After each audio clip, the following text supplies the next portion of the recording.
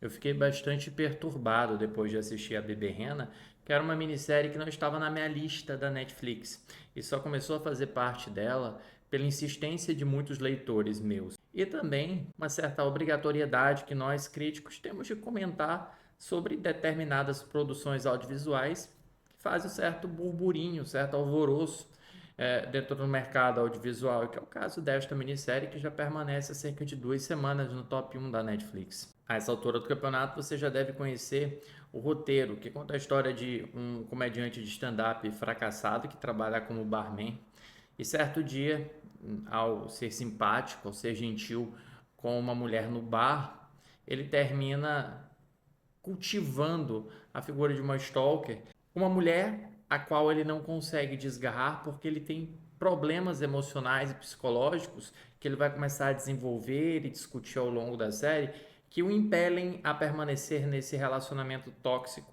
se é que dá pra gente chamar disso de relacionamento, mas nesse ciclo vicioso, nessa espiral rumo ao fundo do poço. Para ser bastante objetivo e discutir logo os méritos da série, ela é narrativamente bastante eficiente em como ela se estabelece em um tempo presente para fazer um resgate do que aconteceu, quase como se o personagem estivesse utilizando esses episódios para fazer uma terapia, para ele ficar retomando onde foi e quais momentos que ele deveria ter agido diferente, ou em quais momentos ele estava numa condição de vítima, responsabilizando-se, quando na realidade deveria, por exemplo, responsabilizar o agressor.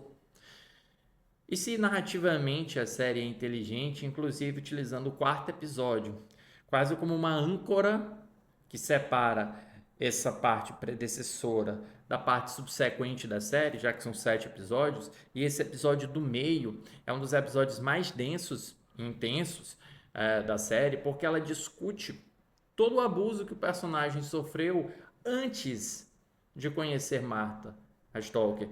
E sim, como talvez esse relacionamento dele com ela seja um reflexo dessa própria violência com abuso que ele sentiu.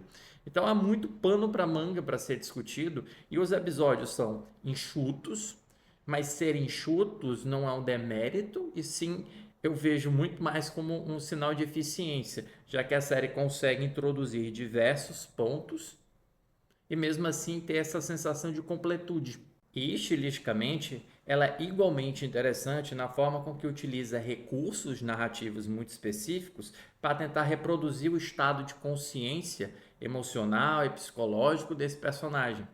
Utiliza, por exemplo, cores em um certo momento para mostrar como Donnie e o seu pai são mais parecidos do que pensavam ser. Utiliza iluminação para transformar o apartamento de uma certa personagem em praticamente um inferno. Utiliza comprimentos diferentes de lente e trabalha a profundidade de campo para mostrar como esse personagem deforma-se, como ele vai mudando em determinados aspectos, quase como se nós fôssemos capazes de penetrar dentro de sua alma, enxergá-la. Você está sempre muito perto dele, com planos que enquadram muito próximo o rosto dele, ou o rosto da Marta, ou o rosto de uma outra personagem, como se você fosse convidado a participar, não apenas como espectador, mas quase como uma testemunha do que está acontecendo. E tudo isso é muito envolvente, juntamente com uma fórmula de crime real que costuma apetecer muitos espectadores, e eu acho que nós precisamos parar algum dia e discutir por que nós somos tão doentiamente atraídos por histórias iguais a essa. Mas nesse caso, pelo menos, e diferentemente de outras minisséries documentais que a própria Netflix se especializou em apresentar ao público, que nós podemos questionar essa revitimização, esse resgate de uma violência que talvez a própria vítima não quisesse que fosse exibida, aqui é a própria vítima, o Richard Gere, que escreve. Inclusive, o texto de Bebê Rena foi baseado em uma peça teatral que ele próprio encenou e ele interpreta o protagonista, que é uma versão levemente ficcionalizada dele mesmo, com o nome de Donnie. Então você diminui um pouco o sentimento de culpa. Pelo menos você não se culpa por estar vendo uma minissérie documental de crime real da qual não participa a vítima.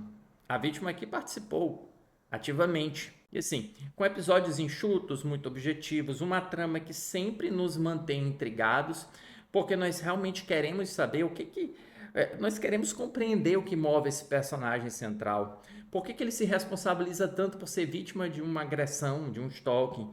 Nós nos importamos também com a stalker, nós queremos compreender um pouco mais o que a leva a fazer aquilo, as consequências de seus atos, a responsabilidade afetiva, a codependência, tem muita coisa. E eu acho tudo muito bem feito, estilística e narrativamente muito acertado. Para a série, eu dou 3,5 estrelas em 5. E aí talvez você estar se perguntando, pô, Márcio, foi só elogio. Por que 3,5 estrelas e não 5? Vocês costumam perguntar essas coisas para mim. Eu acho que a série, se for narrativa e estilisticamente muito interessante, ela nos leva para lugares muito sombrios, discussões muito mais intensas sobre a própria função da arte. A arte nasce da intenção do artista. A intenção do artista é te contar alguma verdade que ele acredita que o mundo tenha e que ele pode compartilhar, alguma verdade sobre si, uma verdade que o personagem havia revelado durante um espetáculo de stand-up, voltou a revelar em uma peça teatral, voltou a revelar em uma série da Netflix, utilizando-se ele próprio como personagem. Ele não procurou uma ficcionalização maior, porque a série em tese é uma ficção baseada em fatos. Uma ficção muito perto de fatos, mas ainda assim uma ficção, já que até o nome dos personagens é modificado. Mas ele não procurou estabelecer e vestir ainda mais essa ficção. Ele quis viver de novo essas emoções que ele viveu cerca de uma década antes. E ele vive esse ciclo ininterrupto. E é inevitável nós não perguntarmos para nós mesmos quão doentio isso é para o próprio personagem que reincide nessa própria relação obsessiva-compulsiva com o seu trauma, com essa punição, com esse regresso a essa história que foi tão pesada para si, ao mesmo tempo que foi a história que lhe deu relevância. E eu acho que aqui entra uma coisa muito complexa, que é até muito difícil debater só em um vídeo, só eu falando para uma câmera, sem ter oportunidade de ouvir, sem ter oportunidade de conversar com pessoas especializadas em outras áreas que não cinema, que é essa ideia de ele reviver essa violência, utilizar o cinema não necessariamente como uma forma de terapia, e eu penso que uma forma de terapia foi aquela série I May Destroy You, da Max, hoje em dia, mas não só como uma forma de terapia, mas como uma forma de explorar novamente uma história que lhe deu visibilidade.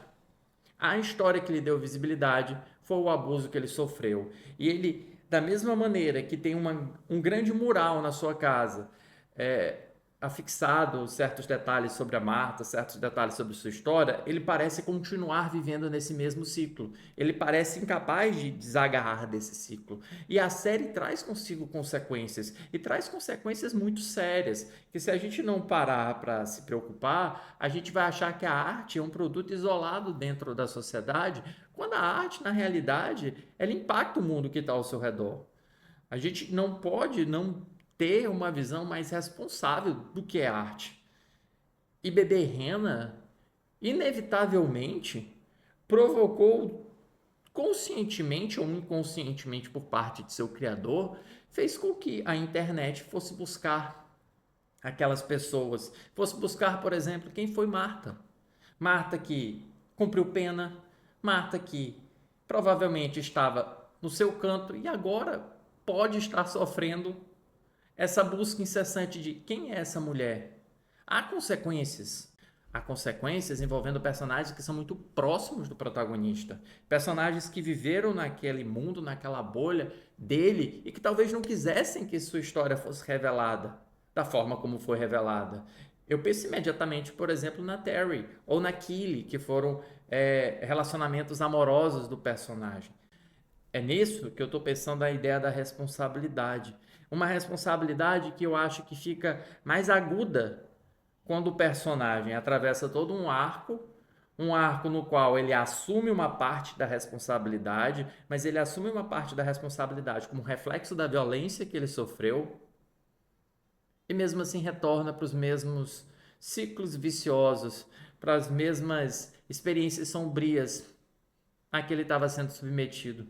Quase como se ele mostrasse para o espectador que a vítima tem culpa.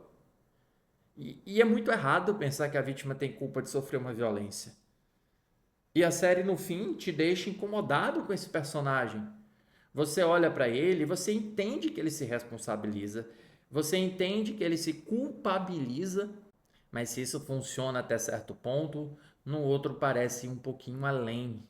Parece realmente dar uma visão muito deturpada do que a realidade da violência de fato é, a violência que ele sofreu.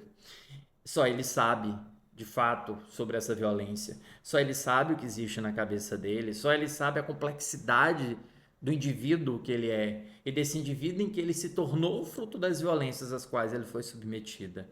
Mas, como artista, ele deveria saber bem mais do que, além de retratar a minha história, eu tenho que pensar também como a minha história pode impactar o mundo ao meu redor. Bebê Rena é uma obra soberbamente dirigida, escrita, atuada. Inclusive, a personagem que interpreta a Marta é sensacional em como ela consegue flutuar entre personalidades diferentes. Mas eu tenho que enxergar a obra responsavelmente dentro do mundo. E é por isso que eu dei 3,5 estrelas em 5 para ela. E eu quero saber nos comentários o que você achou de Bebê Rena.